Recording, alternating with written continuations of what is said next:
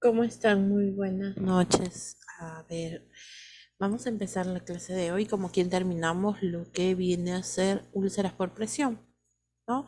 Lo que habíamos estado trabajando la semana pasada. Ojalá que no me falle el internet como me sucedió con el grupo anterior, que en realidad no podía avanzar. Es bastante difícil cuando uno trabaja con el internet, como se dice, a media, ¿no? Muy bien, listo. Entonces voy a compartir, a ver,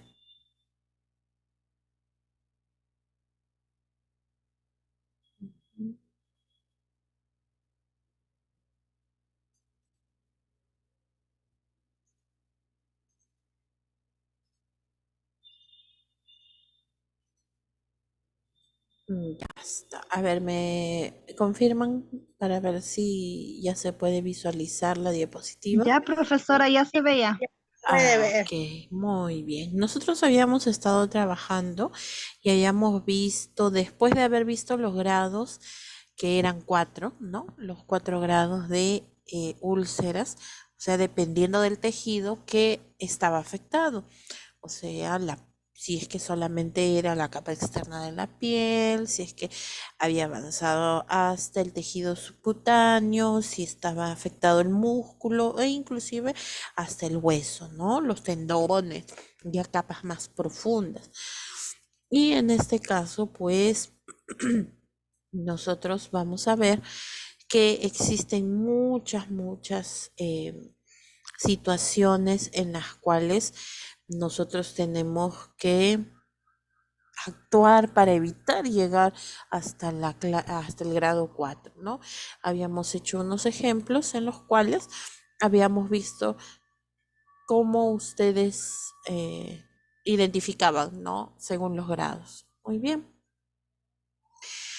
Ahora vamos a ver qué factores influyen en la aparición, ¿no? Si bien es cierto, viene a ser normalmente porque la persona está postrada en cama o está sujeta a una silla de ruedas, pero no solamente significa eso. Y no sé, existen otros factores o existen circunstancias en las cuales eh, se da este tipo de problema. Vamos a ver, ¿no? Tenemos como consecuencia de diferentes problemas de salud, por ejemplo, lesiones cutáneas, o sea, que ya la persona haya llegado hasta ese punto debido a que tiene pues una lesión en la piel. Una de ellas viene a ser el edema. ¿Qué cosa viene a ser edema? ¿Qué viene a ser edema? Profesora, el edema es cuando por retención de líquido. Exacto, o sea, en la piel, en los tejidos superficiales se acumula líquido, ¿no? Eso hace que los tejidos se vuelvan más sensibles, se vuelvan más débiles, ya no tienen mucha tolerancia a la presión y pueden romperse en cualquier momento, ¿no? Entonces, en este caso, pues vamos a ver nosotros que esto viene a ser un problema. Otro viene a ser la sequedad de la piel. El hecho de que la persona tenga resequedad, que haya tenido de repente deshidratación, que la persona de por sí un, tenga la piel reseca, ¿no? Porque hay personas que tienen así, piel seca. Entonces, en este caso, vamos a considerar también un factor importante para tener úlceras. Falta de elasticidad. ¿Qué significa esto? En falta de elasticidad, ¿qué pasó? A ver, ¿alguno de ustedes ha tenido problemas para poder ingresar a la sesión, a la clase? ¿Cómo dice, profe? No, mis, Ah, No, ya. mis, no. Ah, Antes de que ya. ingresó automático. No, mis.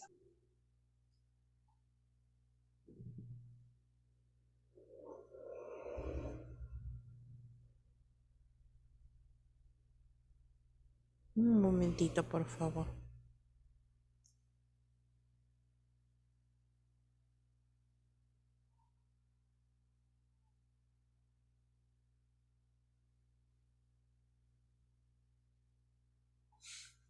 Muy bien, listo. Entonces, como les mencionaba, en este caso, la falta de elasticidad, ¿no? La piel normalmente es elástica cuando está bien hidratada. Por lo tanto, el tener este tipo de este tipo de situaciones hacen que se forme una úlcera. ¿Esto en qué caso se da, por ejemplo, ¿no? Por ejemplo, una persona cuando llega a tener edema, cuando sufre de la presión alta, cuando de repente sufre de problemas del corazón, o sea, imagínense ya, miren, ya ahí nosotros vamos sacando nuestra cuenta en qué situaciones se da este tipo de problemas. Cuando una persona puede tener resequedad de la piel, falta de elasticidad, esto, por ejemplo, se da en las personas cuando llegan a la etapa de adulto mayor, ¿no? Su piel se vuelve menos elástica, necesita una buena hidratación, entonces ahí también se producen este tipo de lesiones. Trastornos del transporte de oxígeno. Cuando una persona tiene trastornos vasculares periféricos. ¿Qué significa esto? O sea que no hay una buena circulación. Si mi corazón no trabaja adecuadamente, si no puede transportar o no puede impulsar la sangre hacia, ay, disculpe,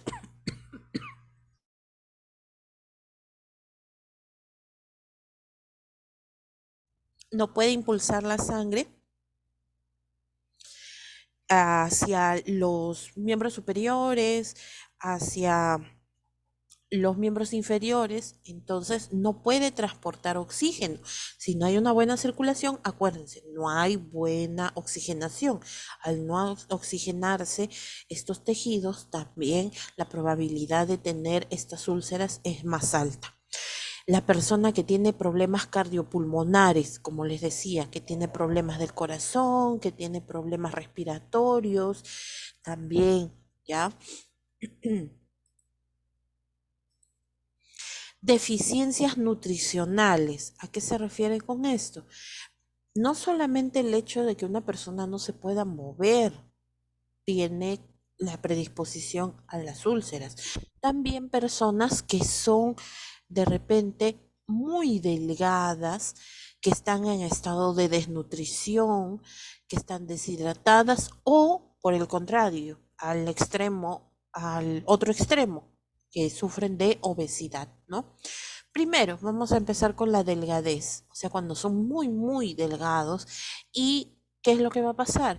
Aquí no va a tener pues mucho tejido adiposo que pueda proteger las prominencias óseas, los codos, los hombros, el sacro, la cadera, las rodillas, los talones, ¿no? No tiene. Entonces no va a tener su protector natural. Por lo tanto, al tener presión, puede generar estas úlceras. Si está desnutrido o está deshidratado. Si está desnutrido, porque tiende a formar heridas o úlceras. En este caso, porque le hace falta proteínas. Acuérdense que las proteínas, tanto vegetales como animales, ayudan a que las heridas, a que las lesiones se regeneren más rápido. Créanme, una persona que no consume proteínas no aumenta su hemoglobina, no puede cicatrizar normalmente, ¿ya? Ojo, como les vuelvo a repetir, no es necesario que una persona se alimente de proteínas animales, o sea, de carnes, no puede ser proteínas vegetales, ¿no? Y la obesidad, ¿por qué? Por el peso, ¿no? Mayor peso, mayor presión. Trastornos inmunológicos. ¿Por qué los trastornos inmunológicos pueden generar úlceras? En primer lugar, porque no pueden proteger de las infecciones. Puede haber inclusive úlceras infectadas, ¿no? Y al tener bajas las defensas, las bacterias o los microorganismos se proliferan más rápidamente. Otro factor es la alteración del estado de conciencia. ¿A qué se refiere con esto? El estupor, la confusión, el coma. A ver, busquen rapidito cuál es la diferencia y quién me puede decir cuál es la diferencia entre estupor y coma, o son iguales. ¿Qué cosa es estupor y qué cosa es el estado de coma?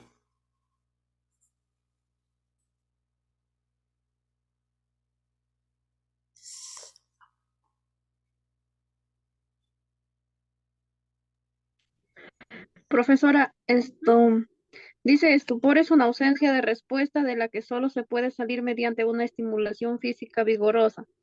Y lo que es Esa. coma, dice, es una situación de falta de respuesta. Ujú. Muy bien, entonces son Lo que es el diferentes. coma, dice, es una situación de falta. Claro, sí, es diferente. Es diferente. A ver, vamos a explicar por qué es diferente. Estupor, imagínense que ustedes, aunque ustedes no lo crean, ustedes en algún momento pueden llegar a estar en un estado de estupor cuando están en una línea delgada entre el sueño ligero y el sueño profundo. Sueño profundo, así pase un camión, no despierto. Estado de estupor. ¿Qué necesitamos para que una persona reaccione en el estado de estupor? Te paso la voz, te peñisco, te hinco, algo, te produzco dolor, pero la persona va a reaccionar, ¿verdad? ¿Reacciona o no reacciona? ¿O ustedes de repente caen en estado de coma cuando duermen?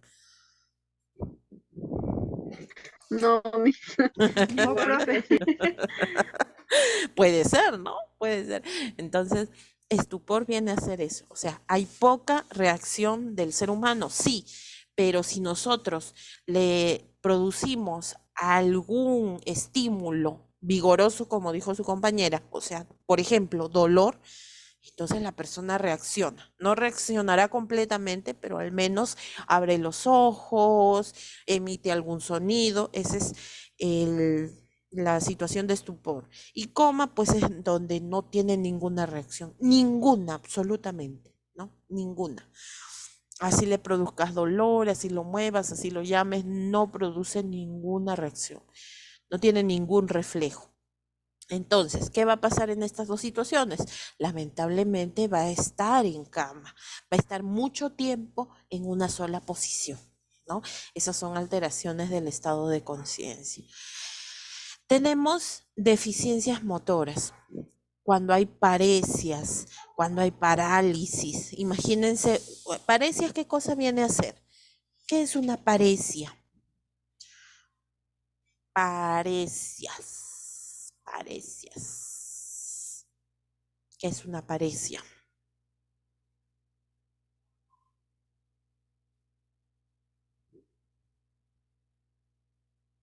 ¿Qué es paresia?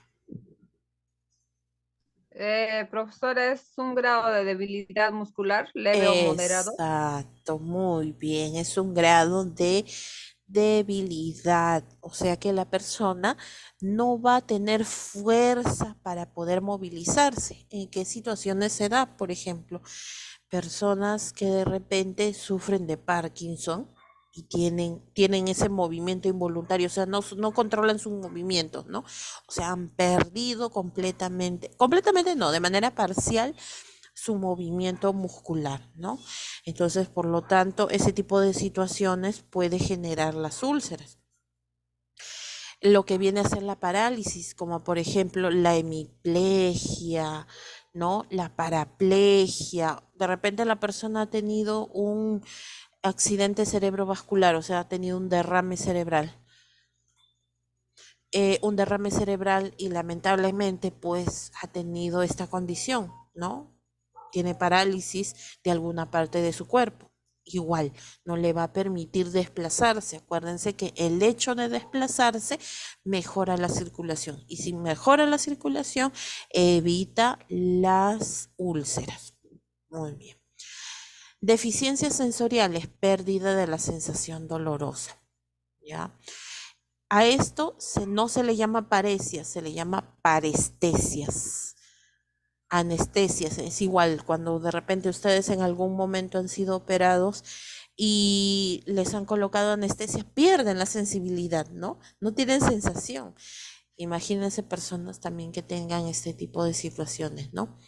No tienen sensibilidad. Por ejemplo, personas que tienen diabetes. Las personas que tienen diabetes pierden la sensibilidad en los pies especialmente. Por eso cuando nosotros les cortamos las uñas, tenemos que hacerlo con mucho, mucho, mucho cuidado.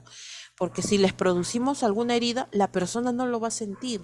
¿Por qué? Porque ya perdió la sensación.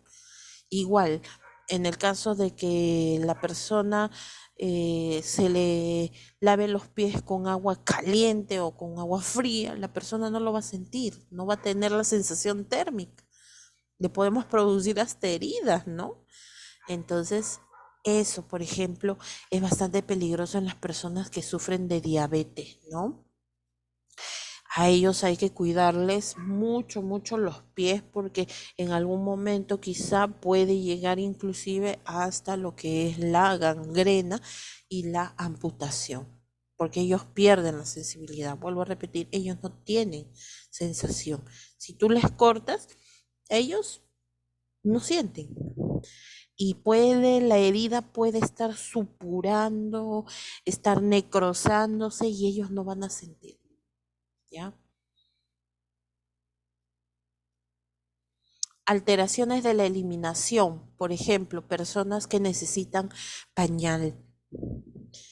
Por ejemplo, imagínense, es igual que un niño, ¿no? El niño no controla.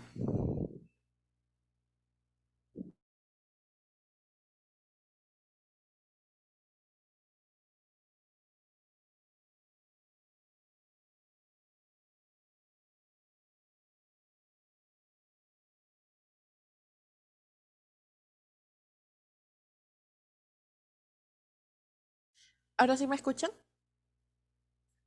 Sí, Miss, lo tenía pegado, creo usted.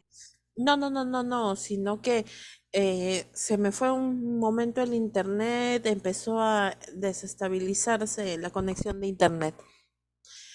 Entonces, bueno, ya, bueno, vamos a continuar. Entonces, como les decía, en este caso, alteraciones de la eliminación significa que la persona no puede controlar sus esfínteres, o sea, no puede controlar las evacuaciones fecales, no puede controlar su esfínter vesical, entonces necesitan pañal.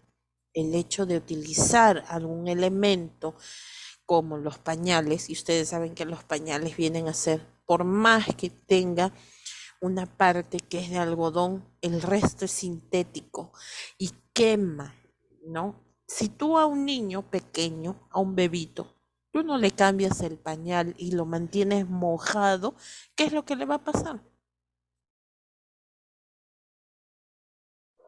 Escaldadura, profe. Se va a escaldar, profesora. Le va a agarrar como escaras. Claro, exacto. Entonces va a tener escaldaduras, va a tener rosaduras y las rosaduras y las escaldaduras no son más que otra cosa que una úlcera de primer grado. ¿Por qué? Porque la piel se enrojece, ¿no es cierto? Empieza ya a lastimarse. Entonces, imagínense a una persona que no puede controlar sus esfínteres y necesita evacuar de esta forma. Si nosotros no le cambiamos, también va a condicionar a que tenga, ¿no? Úlceras. Y es terrible, porque imagínense que tenga una úlcera en la zona de los glúteos, en los glúteos, ¿ah? Y haga sus deposiciones. Imagínense qué infección puede llegar a tener en ese lugar, ¿no? Que es contaminado. Después también podemos tener úlceras derivados del tratamiento. Por ejemplo, sondaje, cuando a la persona se le pone sondas nasogástricas. ¿Dónde puede formar úlceras? En este caso ya no es prominencia ósea, se le puede formar alrededor de las fosas nasales. ¿No ven que la sonda nasogástrica empieza a rozar, empieza a tener fricción con la entrada de las fosas nasales? Entonces ahí puede tener. En la sonda vesical también. ¿En qué lugar? Por ejemplo, en el caso de la sonda vesical, nosotros, para evitar que la persona o el paciente se retire la sonda, le colocamos o le pegamos la sonda en el muslo, ¿no? Para evitar que también le incomode. Entonces, eso también, si nosotros no le cambiamos, no le limpiamos ese pegamento de la sonda vesical, también puede generar, ¿no? Tratamientos o fármacos que tienen acción inmunosupresora. O sea que hay algunos medicamentos que son muy buenos, pero lamentablemente bajan las defensas. Por ejemplo, los corticoides. A ver, ustedes que han llevado, bueno, sí, porque ya estamos finalizando, ¿no? Esta semana finalizamos. En este caso, ustedes saben un ejemplo de medicamento corticoide. A ver.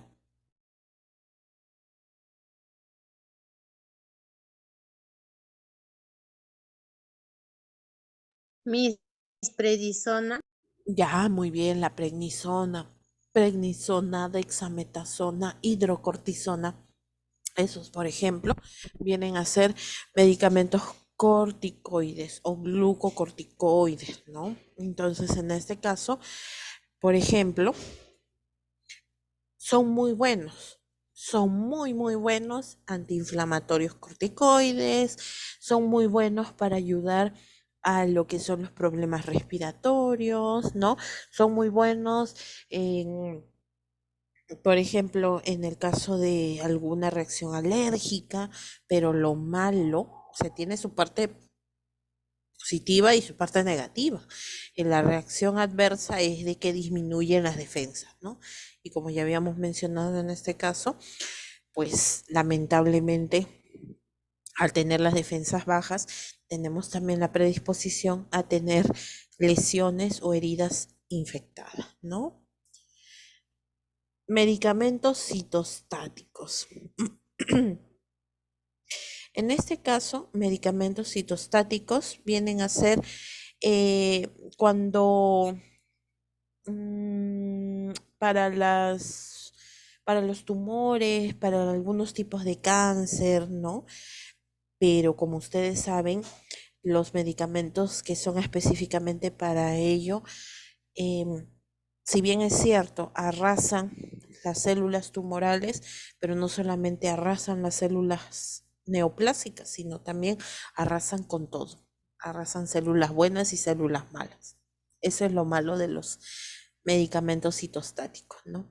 Y la radioterapia, que viene a ser un tipo de tratamiento también, al igual que ayuda a combatir las neoplasias, ¿no? Algunos tipos de cáncer, pero lamentablemente debilita al cuerpo, ¿no? La inmovilidad impuesta resultado de determinadas alternativas terapéuticas, por ejemplo, dispositivos y o aparatos como escayolas, tracciones, respiradores. Escayolas, o sea, los yesos, ¿no? El yeso, cuando está muy ajustado o estos bordes friccionan con una parte del cuerpo cuando están mucho tiempo, pueden generar úlceras. Las tracciones, cuando por ejemplo existe alguna fractura, se tracciona mediante un peso, pero igual también esto puede generar úlceras. Los respiradores, como por ejemplo el uso de oxígeno, mascarillas. Las mascarillas, aunque ustedes no lo crean, ustedes han visto. No sé si dentro de administración de medicamentos han visto lo que es oxigenoterapia o medicamentos por vía respiratoria. Por ejemplo, el oxígeno.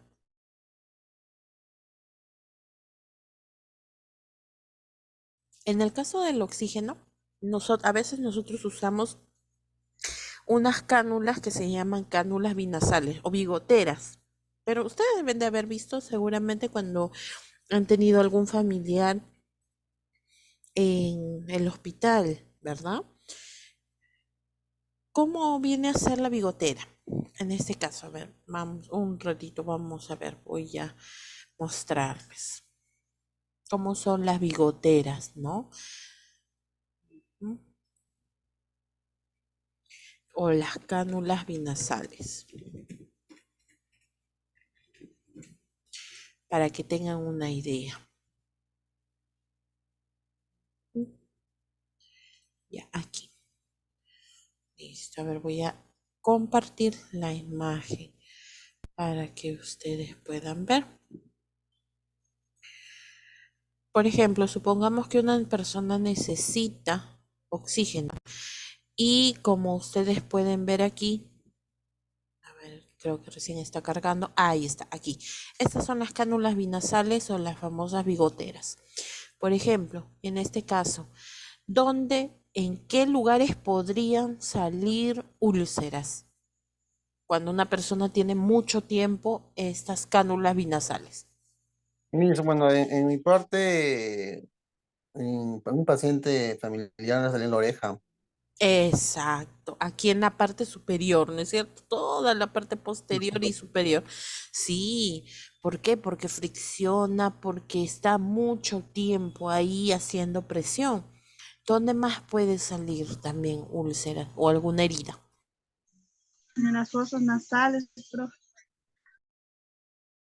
Exacto, en las fosas nasales, ¿ya? Entonces, miren, un tratamiento que normalmente pues es algo sencillo, ¿no? ¿Puede generar algún tipo de lesión? Sí, también, ¿no?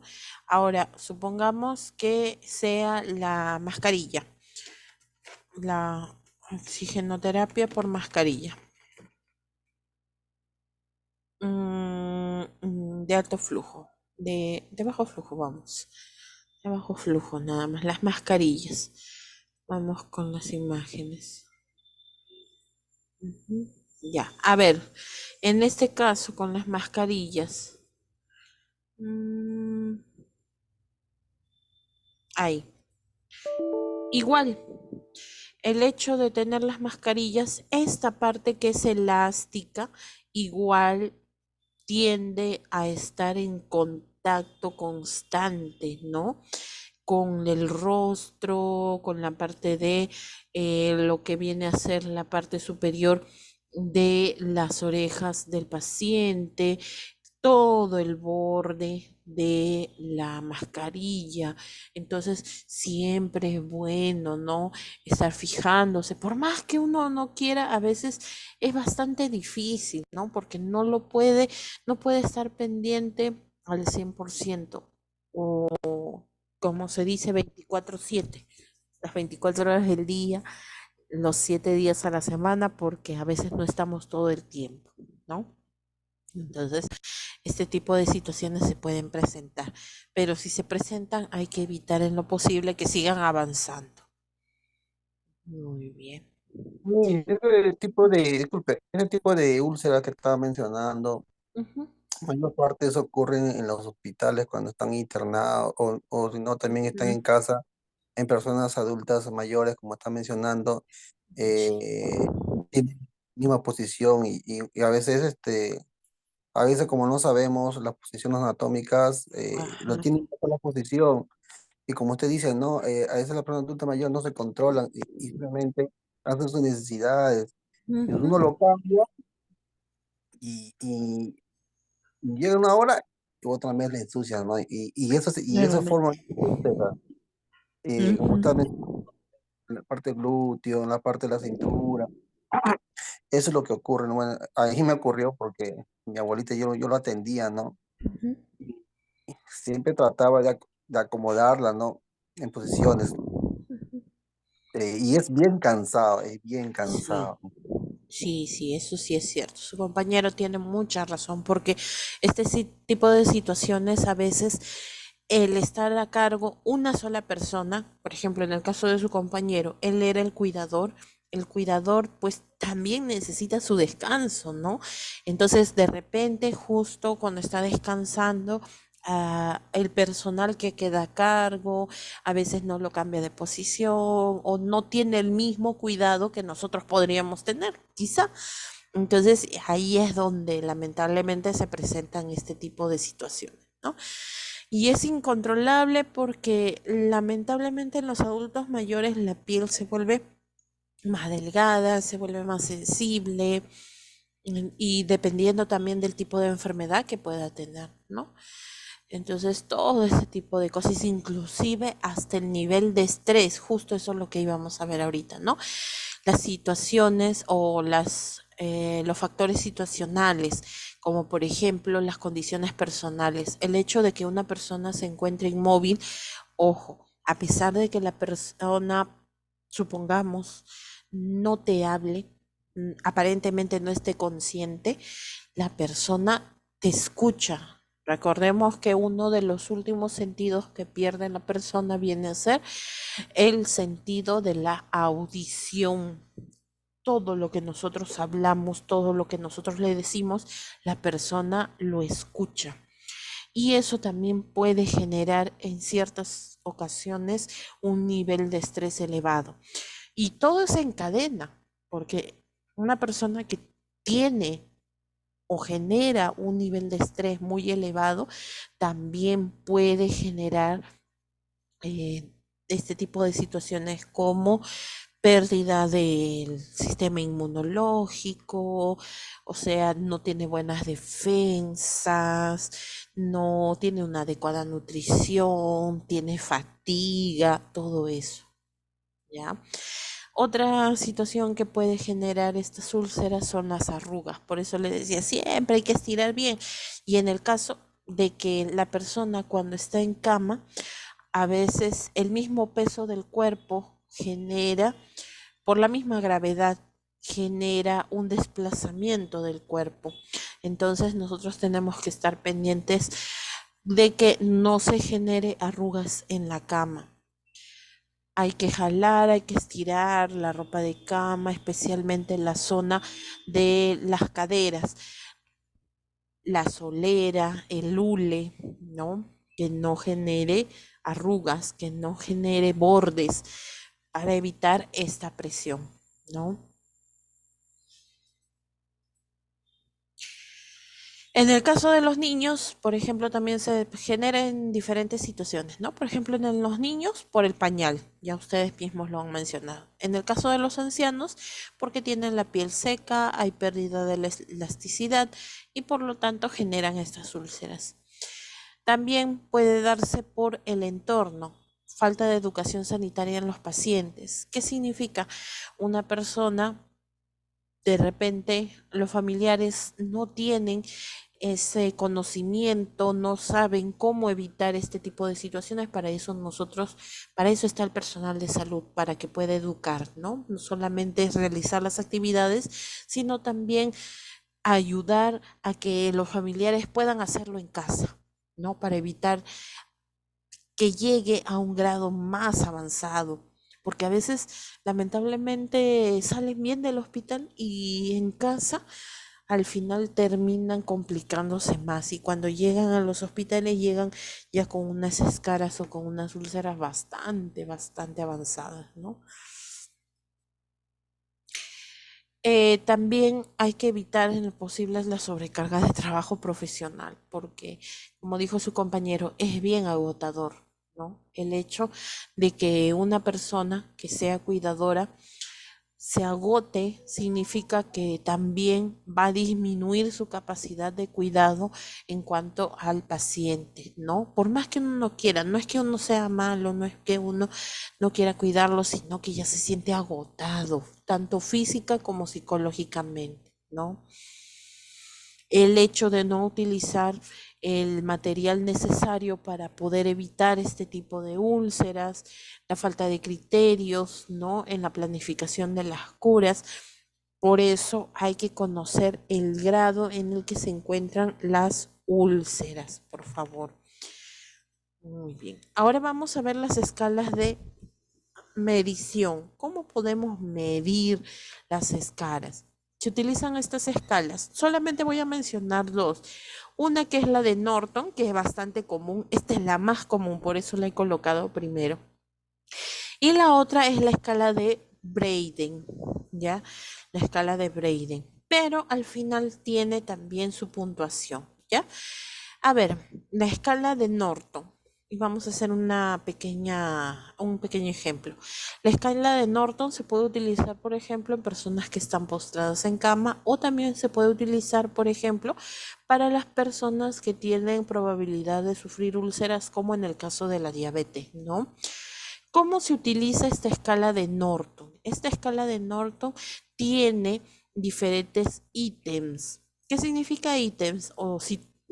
Significa niveles, ¿no? Por ejemplo, una viene a ser el estado físico general, cómo está la persona. Su estado físico es bueno, su estado físico es mediano, regular o muy malo, ¿no? Eso nosotros lo podemos observar. Si ustedes, por ejemplo, ven a una persona que llega caminando a su consulta, caminando, que tiene una facie o tiene el rostro normal, o sea que no expresa ningún dolor, ¿cuál sería su estado físico? ¿Bueno, mediano, regular o muy malo?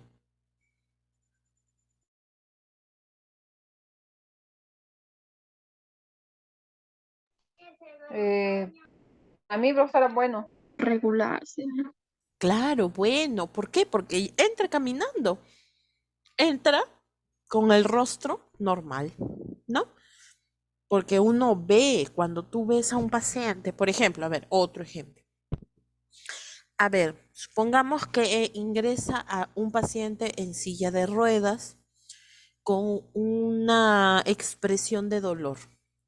Bueno, mediano, regular o muy malo. Regular, profesora. Regular, muy bien. Y si llega una persona quejándose, una persona que está en camilla, que no puede pararse, que inclusive por el dolor puede hasta desmayarse, ¿cuál sería su estado físico? Muy mal. Muy Malo. muy malo, claro. ¿Ya ven? Entonces, de acuerdo a la observación, como nosotros lo observamos, nosotros podemos ver su estado físico. Muy bien, listo, ahí está. Otro rubro u otra parte de la escala que se incluye en la escala de Norton viene a ser el estado mental. ¿Cómo llega el paciente? Alerta, apático, confuso, o sea, no se orienta, está estuporoso o comatoso. Ya hemos definido qué significa estupor y coma, ¿no? Muy bien. A ver, supongamos que un paciente llega con dolor, que se ha dado un golpe en la cabeza y tú le preguntas su nombre y no se acuerda, pero sí te habla. ¿Cuál sería su estado mental?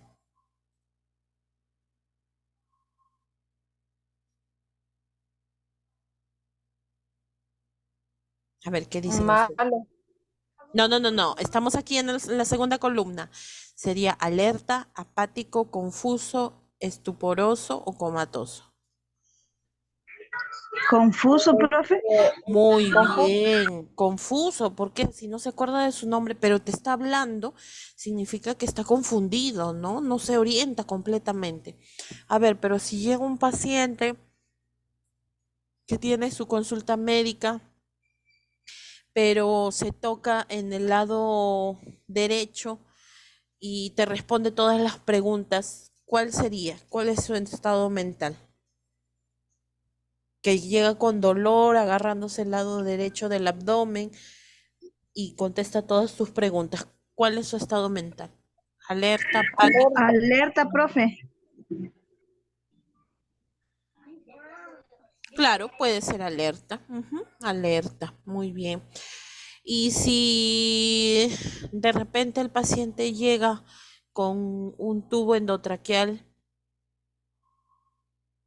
no contesta ninguna pregunta, ¿cuál sería su estado mental? Estuporoso. No, acuérdense de la diferencia entre Apático. No, apático no. ¿Confuso, Miss? ¿Confuso? Tampoco, comatoso. No responde, significa que está en coma. Acuérdense, estuporoso es que tú le produces algún estímulo, al menos reacciona. En cambio aquí, en el coma, no despierta. ¿Ya? Listo. La actividad ambulante, ¿qué significa? O sea que puede caminar normalmente. Disminuida significa que la persona camina pero con dificultad. Muy limitada, que de repente necesita bastón, alguna ayuda, llega con otra persona o inclusive una silla de ruedas. Inmóvil, que no se moviliza para nada, no puede mover o no se puede desplazar por nada, ni siquiera un poquito. ¿Ya? Movilidad total, camina con ayuda, está sentado o en cama. Incontinencia, o sea, sus esfínteres, ¿no? No tiene ninguna incontinencia, o sea, puede ir al baño a hacer sus necesidades normalmente. Tiene incontinencia ocasional, o sea, que de repente solamente en las noches necesita, pero durante el día puede ir al baño por sí solo. Que tiene incontinencia urinaria o fecal, igual, aquí también, estos dos. A ver, vamos a ver. A ver, vamos a poner un ejemplo. ¿Dónde están mis ejemplos? A ver. Ajá.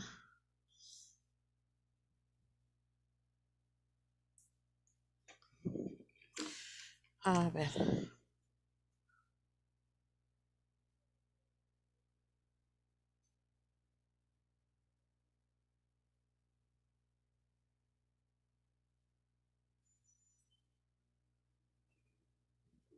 A ver, vamos. Voy a ponerlo acá ya. A ver. Uy, dejo de compartir. Vamos a ponerlo acá en otra diapositiva.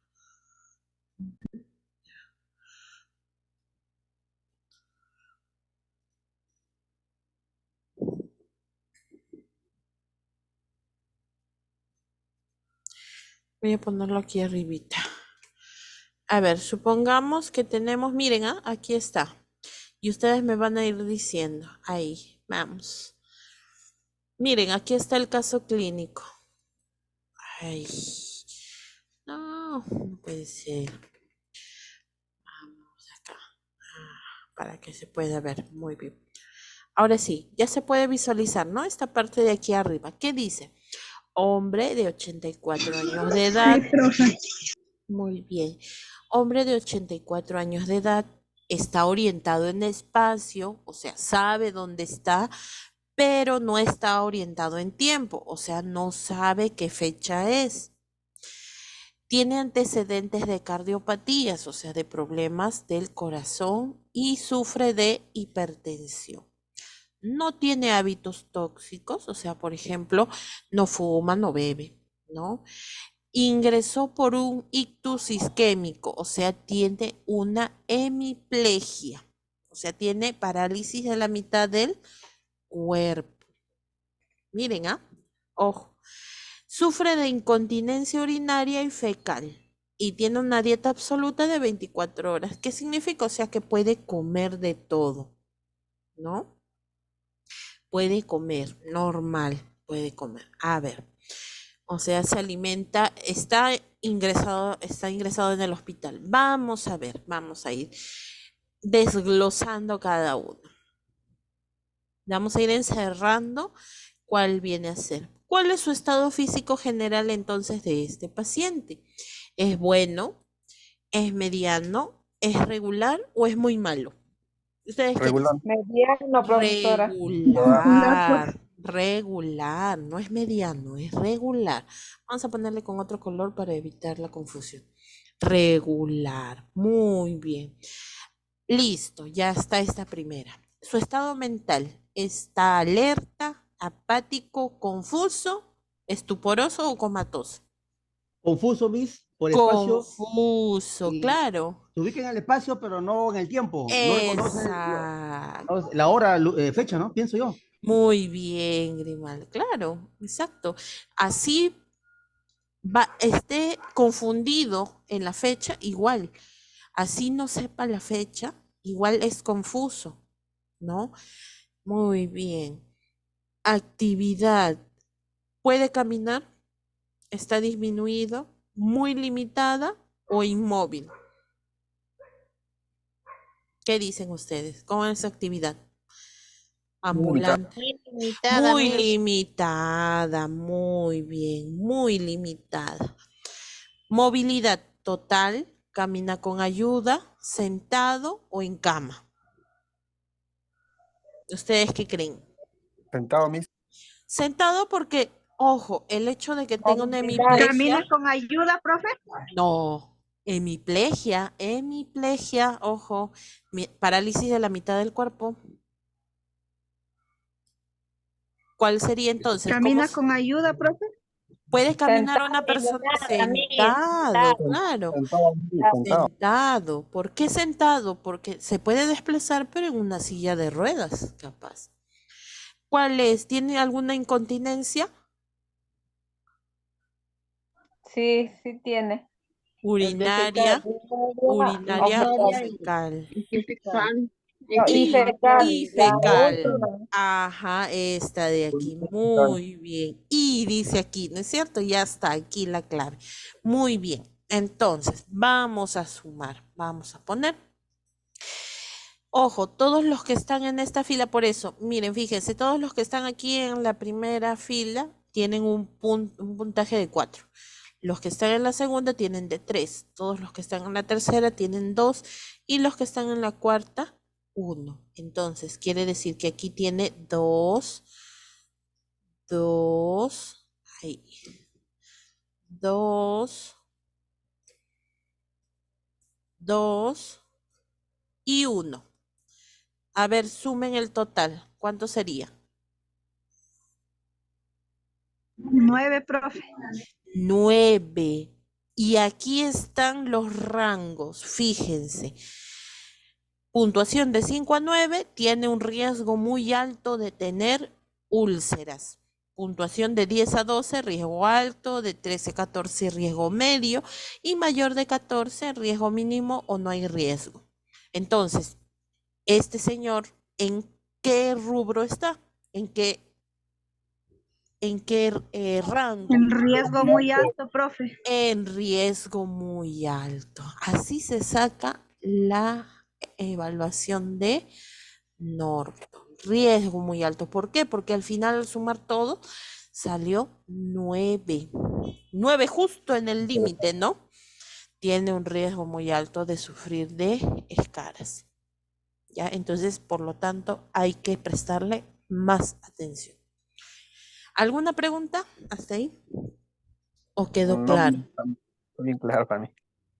Ya, ok, muy bien. ¿Alguien tiene alguna duda?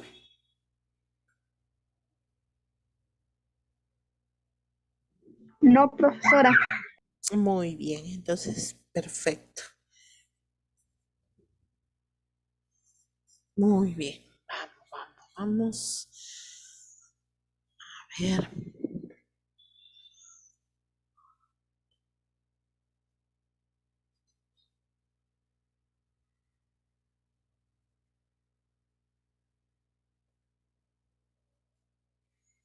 Ujú. Ya, a ver.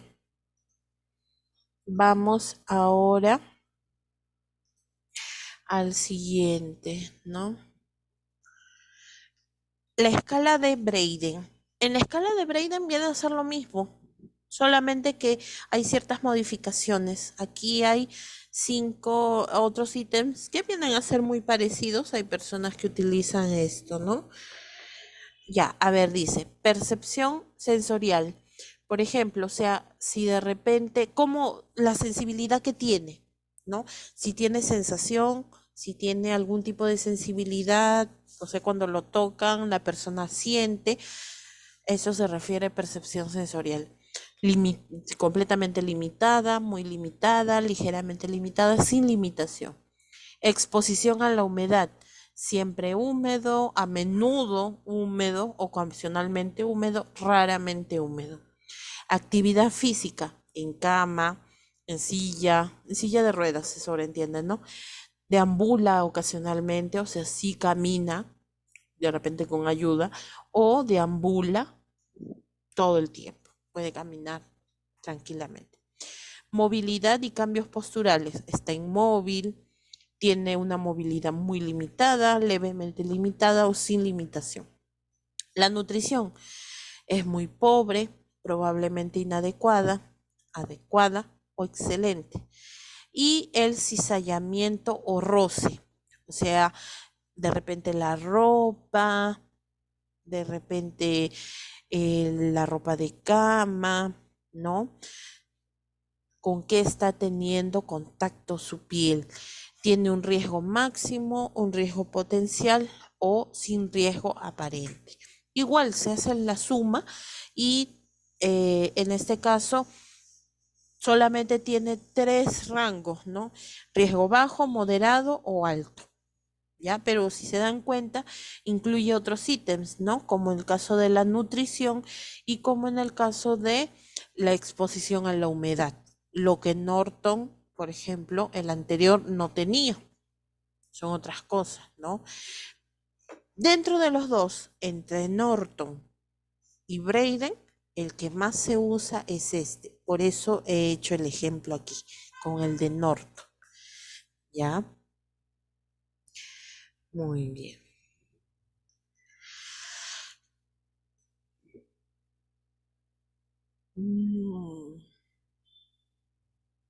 Listo. Prevención. Esta es la última parte. ¿Cómo podemos prevenir en todo caso o qué acciones podemos realizar para evitar la formación de úlceras? Porque ustedes saben que lo principal aquí, lo primordial es de que se prevenga, ¿no? O sea, no esperar a que suceda o se presente la situación para recién tomar acciones, no. De preferencia, nosotros tenemos que hacer una prevención primaria, es decir, antes de que se presente las úlceras. Se debe tener en cuenta las siguientes actividades. Primero, la movilidad. ¿Cómo hacemos la movilidad? Ya saben, cambios posturales. Cambios posturales. ¿Cada cuánto? ¿Cada cuánto tiempo? Cada 2 horas, profe. Muy bien, cada 2 horas, muy bien, cada 2 horas, ¿ya? Recuerden siempre eso. Cada 2 horas se debe realizar el cambio postural en el paciente y utilizando de preferencia siempre tener a la mano 4 almohadas. Si no tenemos muchas almohadas, ¿qué podemos utilizar? Podemos utilizar mantas, podemos utilizar de repente frazadas, colchas y hacerlos en forma de rodete, o sea, enrollarlos para que reemplace la función de las almohadas y así evitar la presión en las prominencias óseas. Movilizarlo. Muy bien. Siguiente, la higiene. La higiene, cuando una persona está en un hospital, se hace de manera diaria. Es más, nosotros ponemos un horario dependiendo de la situación en la que se encuentre el paciente, ¿ya?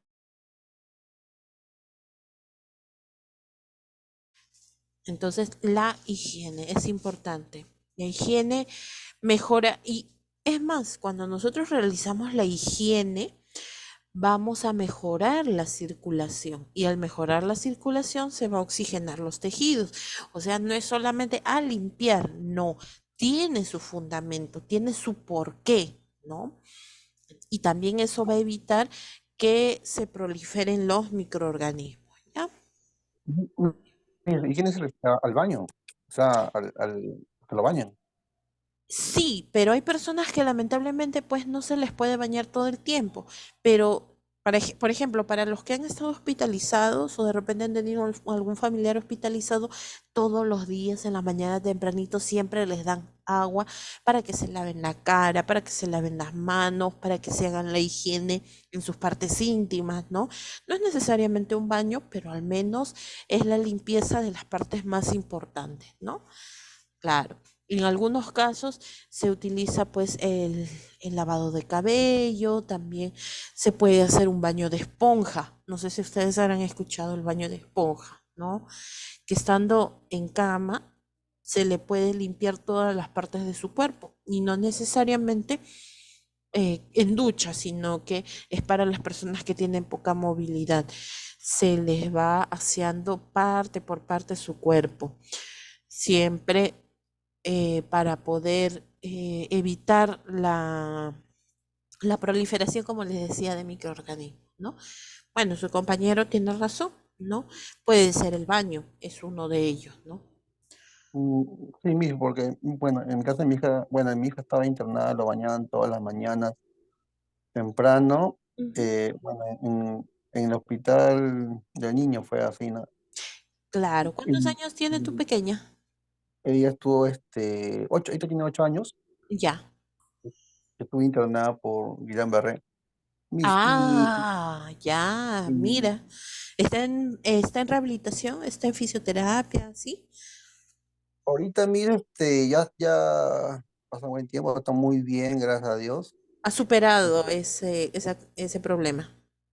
Sí, ya ha superado, ahí tiene un poquito pero no es lo mínimo, ¿no? Ya. Ujú. Pero ha superado, ha superado mi Qué hijita y bueno, bueno. muy Lo agradecido. detectaron a tiempo, eso es lo bueno. Eh, sí, puede decir que sí, pero he estado padeciendo por casi 6 meses. Sí, la situación en el caso del síndrome de Guillain-Barré es bien complicado porque primero a veces no se sabe cuál es el factor, o sea, de dónde empieza, ¿no? O sea, es como una ruleta rusa. A cualquier niño o a cualquier persona puede aparecer el síndrome de Guillain-Barré. ¿Algunos medicamentos pueden generar síndrome de Guillain-Barré? Sí. Algunos alimentos también. Algunos alimentos contaminados, ¿no? Como por ejemplo las aves.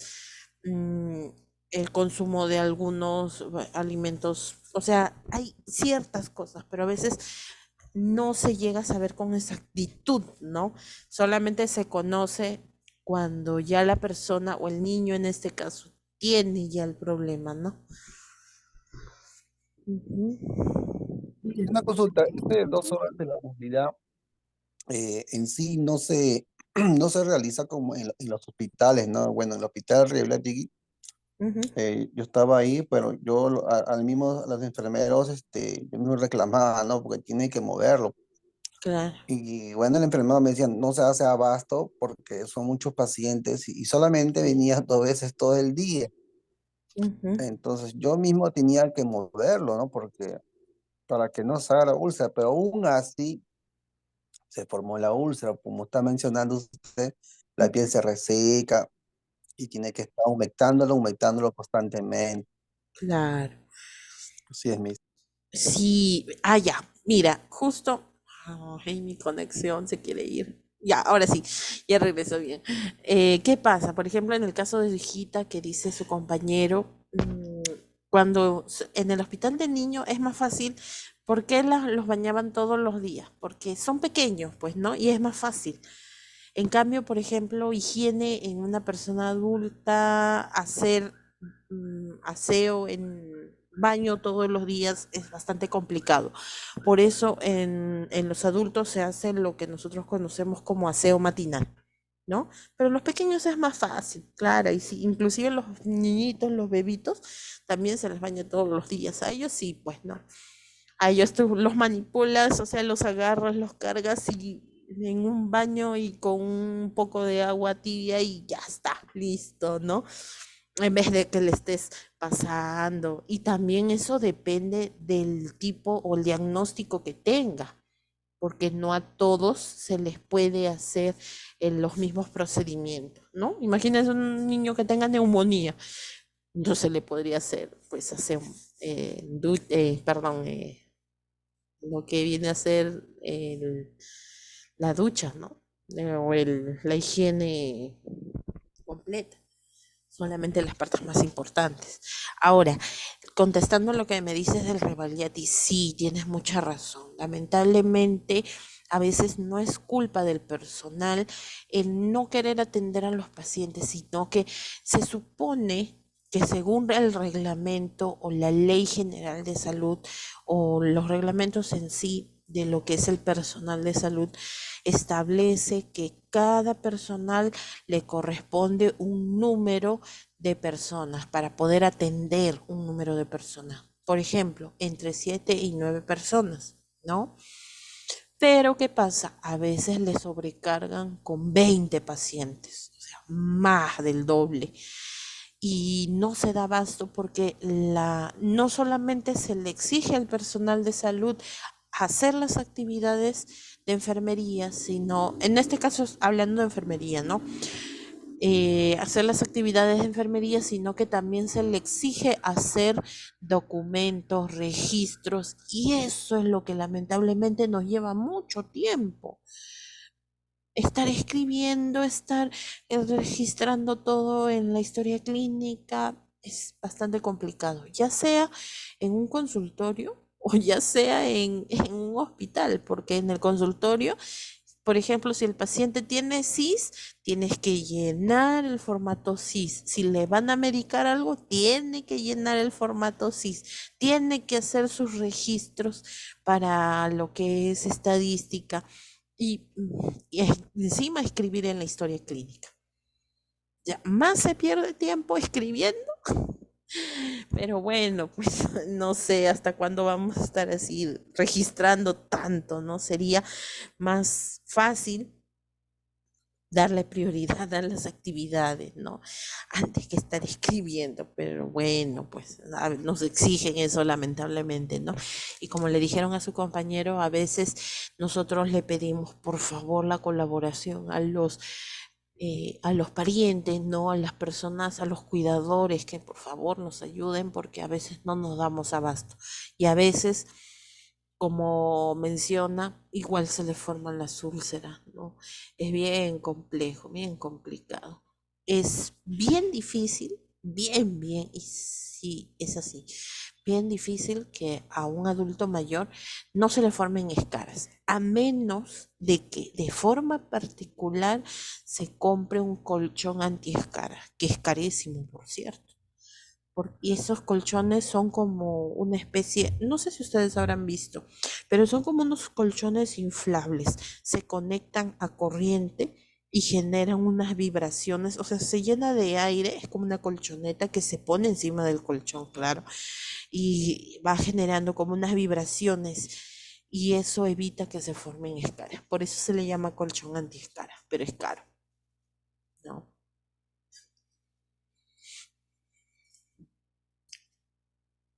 Cuando una persona sufre de incontinencia, hay que evitar en lo posible. Miren, ya ven, por ejemplo, aquí tenemos lo que son los pañales, ¿no? Es difícil, está contaminado, el paciente hace sus deposiciones y aún así tiene que estar pues con este tipo de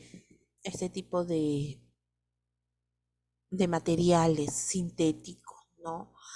Y hay que estar atentos para evitar de que se contamine, se infecte o se agrave más estas úlceras.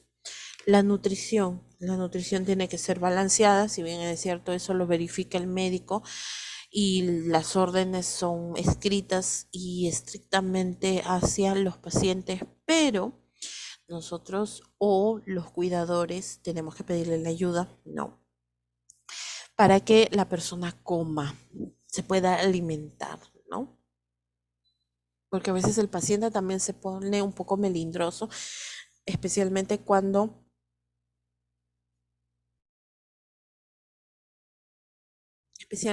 está hospitalizado, ¿no?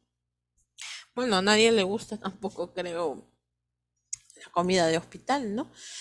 Pero bueno, pues sabes, ¿por qué? Porque no nos gusta la comida de hospital, porque lo hacen bajo en sal, porque nosotros decimos es desabrido, obviamente no va a ser la misma comida que nosotros Miss, preparamos en casa, ¿no? Miss, Ujú. se puede, Miss, pero yo he Sí, estado hospitalizado 2 veces y la comida de hospital no es mala.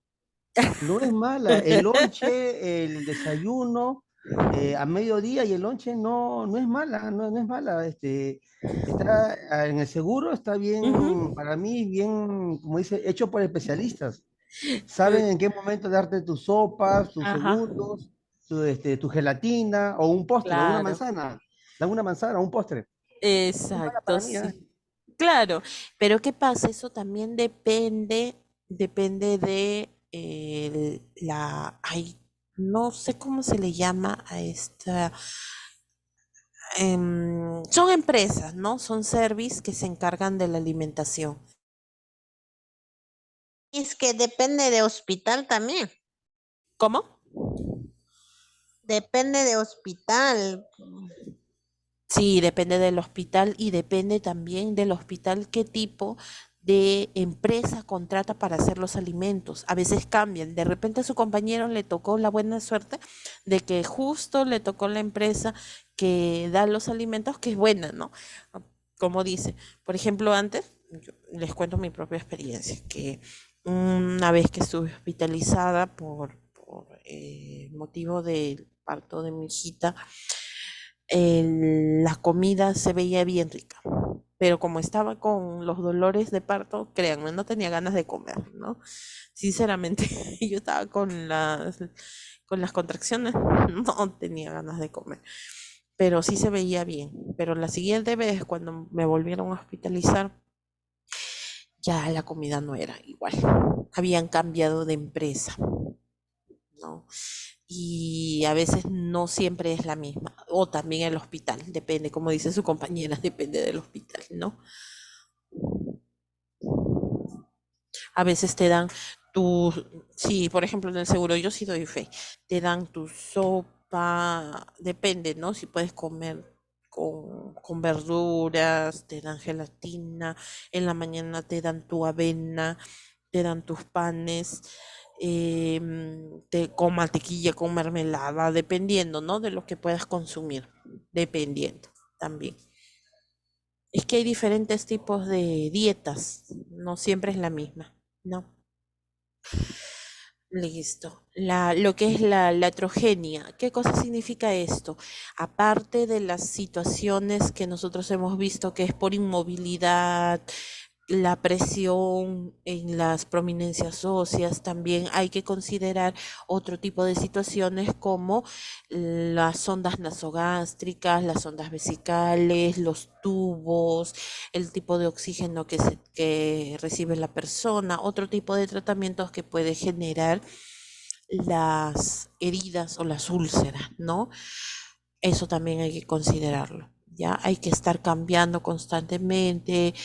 Inclusive cuando se le hace la fijación, ¿no? Al paciente, cuando se le amarra. ¿Se acuerdan que yo les dije que al amarrarle hay que colocarle gasitas, hay que tratar en lo posible de cubrir esa zona donde nosotros le amarramos para evitar que se hagan lesiones, ¿no? También. La protección de zonas de riesgo, que ya nosotros lo hemos visto. Eso, sí, básicamente. ¿Ya? Listo, muy bien. Entonces, esto es referente a las úlceras por decúbito. ¿Ya? Listo, chicos. A partir de hoy, voy a habilitar en el Classroom para que ustedes puedan subir, si es que tienen la oportunidad de hacer un video tomando los signos vitales, acuérdense que ese es el último examen, ¿no? La última evaluación práctica. Pero el día jueves, de todas maneras, los que desean hacerlo en vivo lo pueden hacer y al final, terminando la sesión, tomo la evaluación solo de signos vitales, la parte teórica, ¿ya? Ahí está, ya ustedes tienen las diapositivas, entonces ahí pueden ir estudiando y el examen solamente va a ser de ese tema, de signos vitales, ¿ya? Ya, profesora.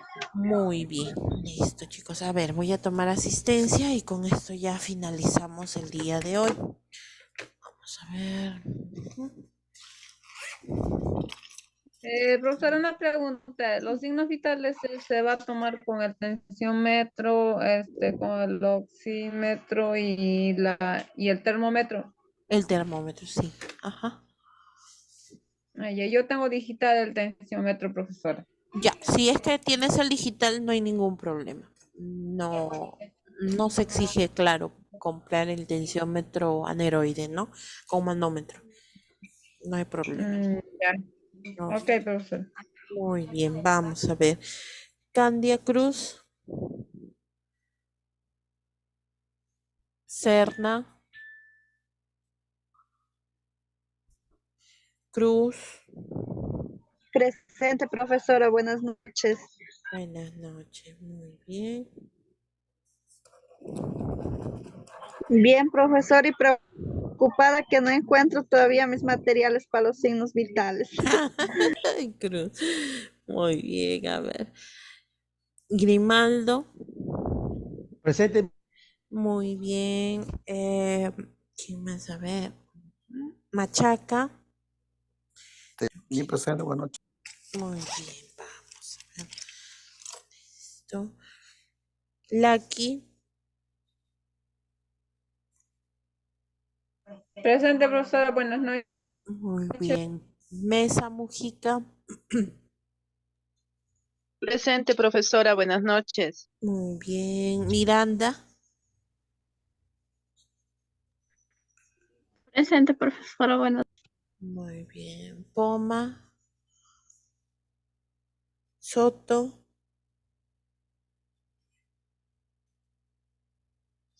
Villegas,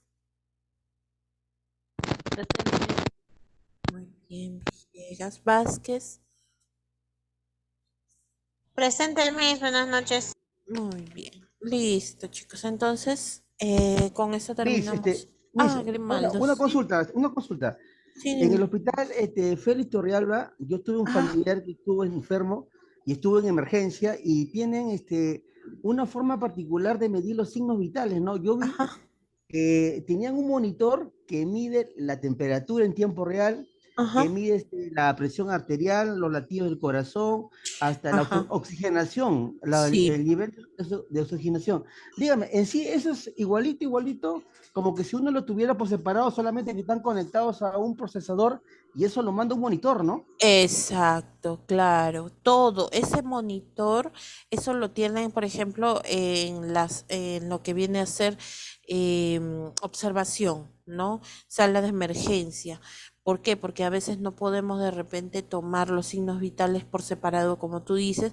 Entonces ya se les coloca los electrodos directamente al paciente y eso verifica lo que es de los latidos cardíacos, se le coloca el brazalete que ya está conectado a ese monitor y cada cierto tiempo va inflando el brazalete y da automáticamente la presión arterial. Se le coloca también el electrodo que va en el dedo, ¿no? Así como si fuera el de oxímetro, igualito está conectado para poder saber la oxigenación. Ujú.